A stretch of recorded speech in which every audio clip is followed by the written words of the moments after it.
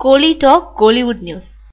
கீர்த்தி சுரேஷை காப்பாத்தின director Vishal நடிச்ச தீராது விளையாட்டு பிள்ளை, சமர், நான் சிகப்பு மனிதன் ஆகிய படங்களை இயக்குனவர் திரு.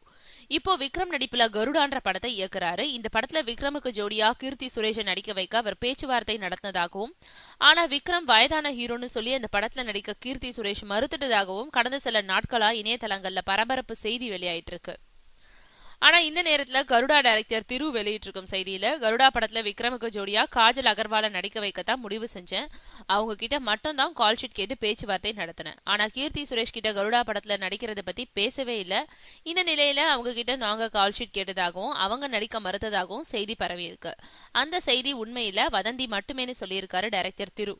ஆக கடந்த சில நாட்களா விக்ரம் ரசிகர்களோட கலாய்ப்புக்கு ஆளாகிட்டு வந்த கீர்த்தி சுரேஷ நடந்த கதையை சொல்லி அதுல இருந்து காப்பாத்தி இருக்காரு திரு.